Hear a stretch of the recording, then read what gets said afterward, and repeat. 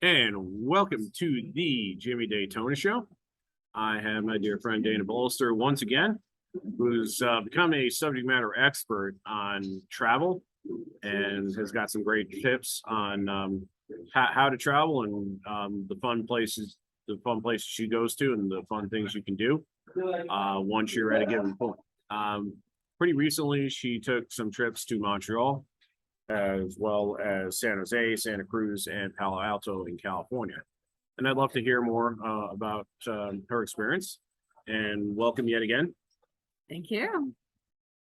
Yes, definitely. Let's see. Should I embark on the Montreal first? Yeah, I know you spent a fair amount of time there. Tell me more.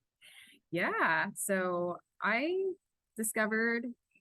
reflected that I had lived in Boston for my entire existence and yet had never visited Canada in my entire life, which was a bit embarrassing because a lot of the folks who have visited me or lived in my house, they're from Europe and they go to Canada to visit Canada. And so I felt a bit embarrassed. So I needed to go to Montreal. So that prompted me to go somewhere in Canada. And the most exotic, most interesting and different part would be the Quebec region for me, just because I've never been in a place that had a mix of both Canadian and French language culture. So that's how I ended up going there. And that was quite interesting. It was one of the first places that was outside the US that was not in the tropics or the Caribbean or in some Latin American place. And so being in a new location and yet having it populated by buildings that really knew how to design their insulation was quite new for me. So that was great. Yeah, it was quite interesting, very unstructured. I got to see a lot of the sites around the city, got to explore some of the nightlife there, and got to take a zip line over the city, which was cool. Lots of different tourists from all over the world were folks that I had the ability to meet. So overall, it was a very nice experience, and I'm glad to have visited the great nation of Canada. Awesome. Did you fly there? Did you drive there? It's about a 5-hour drive from Boston. It is about a 5-hour drive from Boston. And had I gotten looped in with one of my friends who owns a vehicle for driving, I probably would have driven there. But I ended up flying because I don't have a car. So I did fly there, and it was a very short flight, but it was absolutely worth it. When you landed in Montreal, what was the first thing you did? First thing I did, yeah. So first thing I did was I went to the kind of hotel hostel where I was staying, and I got my stuff sorted out there and found out that there was a bar in the basement where they were serving none other than poutine, which is a dish I have never had. And so I figured if I wanted to truly experience Montreal, then poutine was definitely first on the list of experiences there. So I trucked down to that bar, hung out with a mix of Canadians and various foreigners, and got busy with the poutine. Yes. Nice. How was the poutine? I hear so many things about it. It was very filling and very good. Nice. Good on you. And yeah, I know you like nightlife. What was unique about Montreal's nightlife that you noticed? Well, it was very active and beautifully lit. So I spent a lot of time walking down the main street of Montreal and just looking at all of the various activities, all of the people, and it's beautiful in that it's very lit up. I mean, Montreal knows how to do nightlife, and that there is so much to do. There's so many restaurants, lots of chocolate places. I happened to notice that there were lots of stores as well that were selling very high quality clothes, especially of the winter coat variety. And it was really funny because I ended up chatting with this person at a cafe that I happened to run into for hours on end and got a personal tour guide throughout the city for a little bit. And he was basically describing how it is a ritual for him to go look at the newest winter clothing selection in Montreal, just because I mean, they're very high quality, both in terms of style, because Montreal has a lot of very stylish, high quality merchandise of all types, but also in terms of quite necessary practicality. So I think the impression I got was that Montreal's very serious about having both style and functionality in its various offerings. So it was very fun, just people watching, just taking in the culture of the neighborhood. Did you buy any coats to take home with you? No. As I mentioned in a previous episode, I travel with only one carry-on, and these coats were legit. They would not have fit in that carry-on at all. Maybe next time. Well, thanks for sharing that. It's cool you noticed something random like winter coats and how stylish they are. Yes, if you want to buy a stylish winter coat, I highly recommend going to Montreal. That is the place to do it. Great, and probably a reason to drive there as opposed to fly there too. Yeah. It's only 5 hours from Boston. Exactly. Yes. Yeah. So, what were the eats like up there? Like aside from the poutine, what are the unique dishes that they have that you noticed and that you really like? Yeah, they have everything. I mean, the whole selection, lots of very high-end stuff, tons of bars. And if you need to have something from any corner of the earth, you can definitely find it in Montreal somewhere. And just walking around and checking things out. Yeah, and I guess the ambiance is really nice too around the food. I mean, you can basically get anything you want, is my impression of it. I personally went to some places that focused on French food, which is some of the best food. It was very, very high quality. And the ambiance is great because you're kind of surrounded by a real diversity of different ages and kind of different backgrounds in Montreal is what I found. There are tons of younger people, students, and there's there are lots of schools in the area as well. So that was cool. It made it definitely more active and energetic in terms of its kind of vibe. So I very much enjoyed that as well. Did you visit McGill, which is one of the most noted universities in Montreal and Canada itself? I did actually. I didn't explore it too much, but I definitely took a walk through. And I mean, it's a beautiful campus, and it's fascinating to learn about some of the unique qualities, not just of Montreal, but of McGill, how everything is all the material is in both French and English, and that's just really unique for me. Apparently, there are certain policies that require for all material associated with, say, the local products that are sold there to be in both French and English. And that's interesting because this doesn't exist in that many other places in North America. Yeah, so that was quite cool. Any cool museums, buildings, and churches there? Yeah, definitely walked by a lot of very gorgeous churches, and I didn't have a chance to stop through that many museums, but I know that there are a ton. I mean, it's a very kind of packed city. Oh wow, I didn't know it was that condensed and crowded. Well, I haven't been yet. Yeah, well, it just had a lot available in terms of various cultural things to do.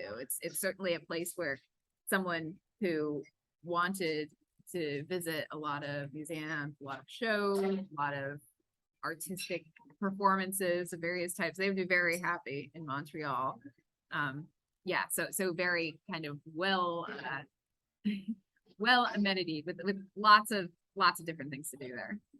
Tell me about your ziplining experience. I did something similar along Niagara Falls. Oh, that was quite the thrill. I feel like people would rather hear about the Niagara Falls when that sounds really exciting. I think a future Daytona Show episode solo, I'll probably brag about that a bit. Good. But thanks for the idea, dude. Absolutely. Yeah, no, the zipline was cool. I happened to go, well, yeah, so it's August 2022, right? And so Canada as a whole, at least Eastern Canada, was experiencing a major heat wave, and I've never seen so many Canadians sweating. Wow. But yeah, but I happened to notice on my very, very hot summer jaunts that there were these flying people just going over the entire city. And so I took one look at that zip line and realized that I needed to do that before I left. And I have never zip lined at that height, at least before. And so it was fun. There were a bunch of other folks who were visiting the city in line. There were these women who were kind of the same age as me, and they're kind of saying, so, all right, I was scared before, but I saw that there was some little kid doing this, so maybe I shouldn't be. But it was super fun. I got to see the whole city for a few wonderful seconds, and it was it was $20. That was absolutely worth it. Sir, did you get the video to show everybody too? Sometimes they upsell you videos and things of that nature. Yeah, I did. They actually asked if I wanted this little device that would allow me to put my phone in, I guess, a holder that would attach to my hand in a way that it would never fall off. And they just offered that for free. So why not? Wow, I even took a little better. video. Even better than the even better than upselling. Exactly. That's yes. great. What other fun stuff did you do in that city? I mean, I guess the highlight was, so I visited Mount Royal, which is it's I guess not the biggest mountain, but it overlooks the entire city. And so it has a marvelous view. So I managed to do that right at the end of my trip. So that was really fun. And I mean, the other highlight was honestly just walking around at night and taking in all of the various activities people were up to. And yeah, just kind of taking in the city, running into the people in the stores and the cafes and what they had to say and how they thought about living in Montreal, and kind of just the concepts that kind of that occupied their minds. Like what are the current, I mean, a little nerdy, but like what are the current policy issues that concern people in places like Montreal? So that was really fun to just chat about. Well, that's great. You're very good at like connecting with new people on a solo trip. How did you develop and hone that superpower? Superpower. Well, I'm honored to receive that label.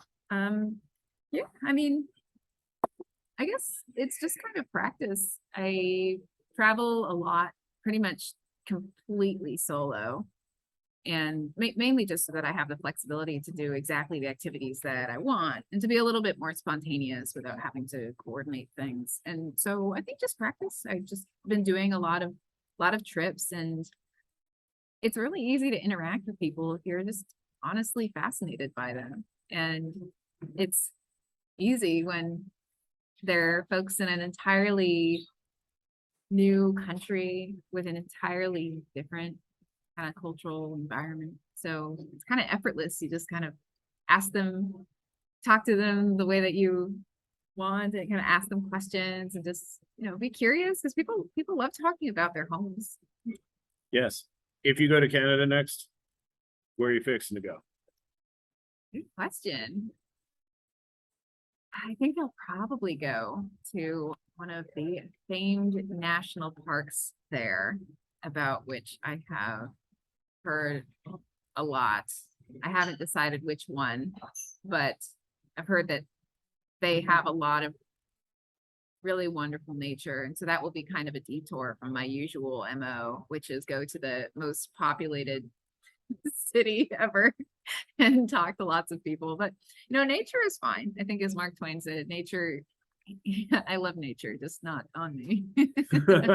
But yeah, it'd be great to kind of check out the nature there as well. Maybe if I happen to stumble upon anyone who is a proud owner of an RV or something, that might be a good way to do it.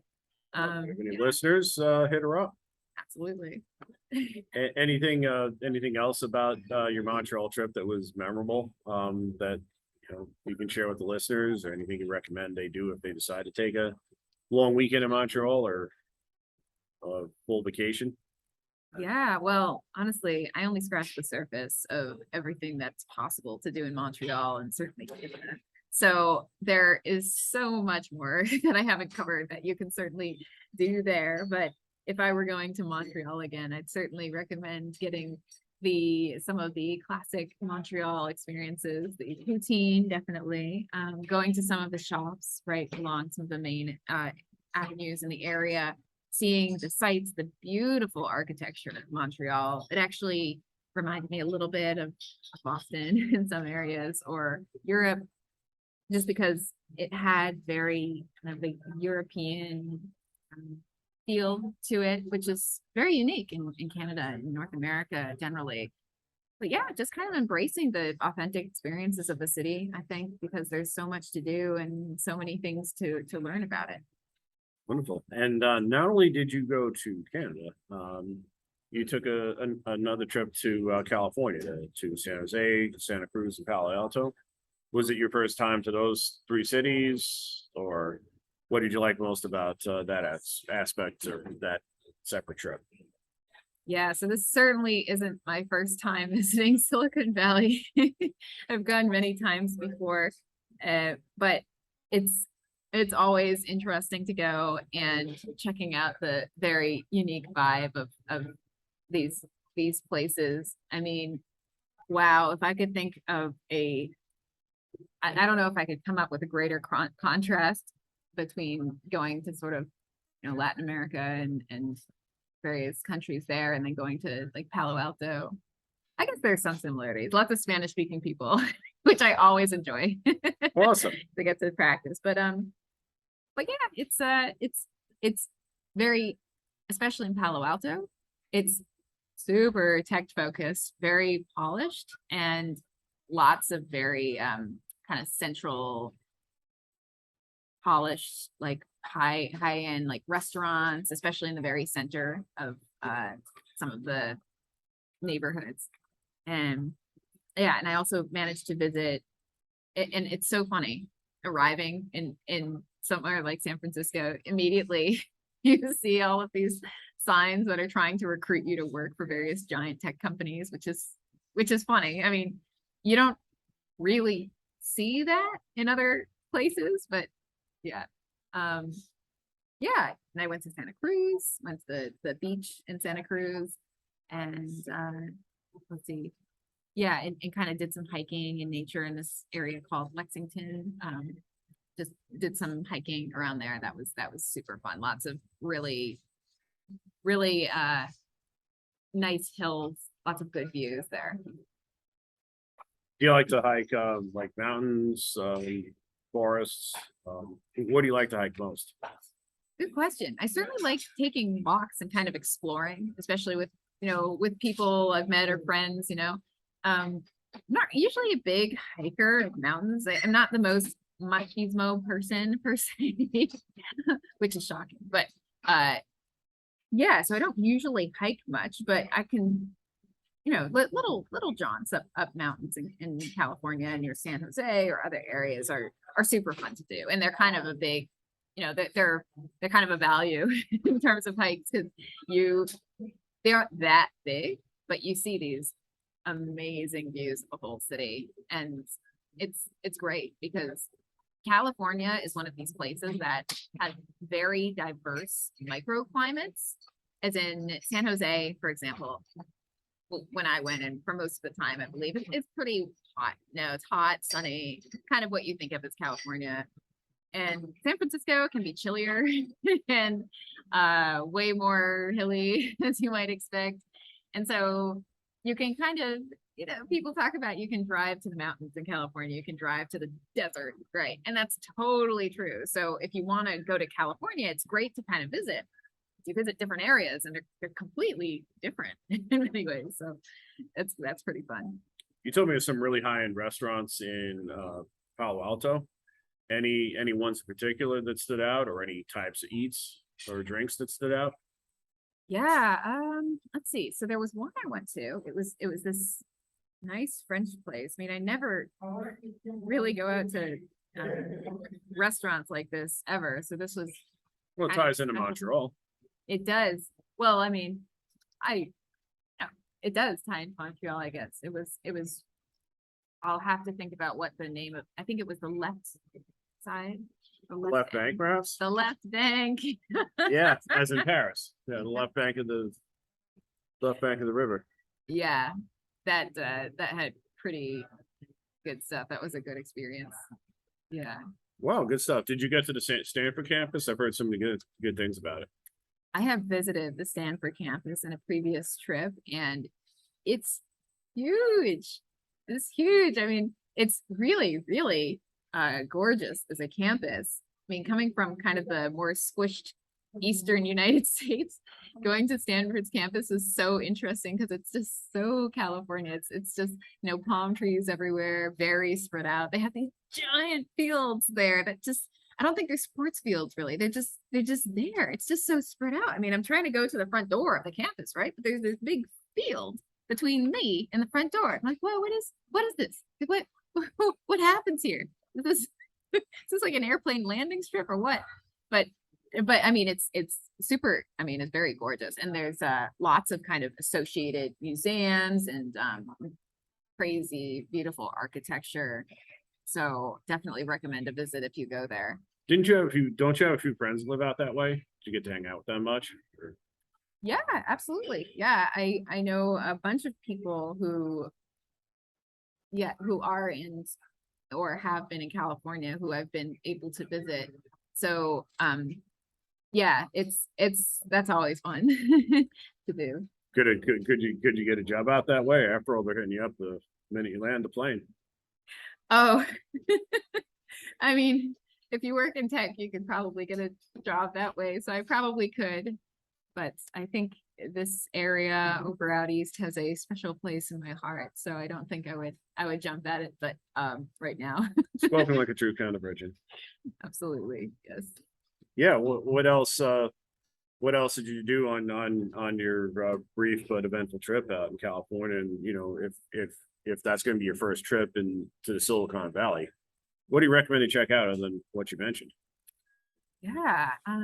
So I've been a couple previous times to Silicon Valley, and this particular trip was pretty short. It was just kind of a long weekend type thing because that's all I could really squeeze in there. But I would certainly recommend checking out the big landmarks in California. So certainly the big universities I think are really interesting to stop by, Stanford and then Berkeley, and be prepared to drive a fair amount just because it is California. But yeah, and then there are some really great sites along the ocean as well. The water is quite cold. Thanks for the warning. Yes, so it's like the east. It's kind of like New England water. Exactly. Kind of go to the beach in New England, like, ooh, I think I'm going to spend 3 minutes in here. Yeah, exactly. So it's kind of like that, but people are very hardcore there. I mean, I see people, you'll go to the cliffs, you'll go to these like rocky outcrops there, and you'll see almost at every point along the water that could conceivably host a human being. You'll see these people out in wetsuits just like surfing. And before I went to Northern California, I had this kind of vision in my head of what surfing in California is like, and I had to sort of modify it to include a wetsuit because wow, the north part of California is pretty cold. So but yeah, these people are hardcore, and like some of the there are lots of kind of, I don't know, I've met some quantity of triathletes there who enjoy doing hardcore swim, run, bike types of endeavors. I think very high ambition types of folks there generally. Yeah, I guess high ambition professionally and high ambition athletically. Yep. Yeah, for a place you've not been to yet in the United States, where are you fixed to go next? In the United States, huh? Yeah.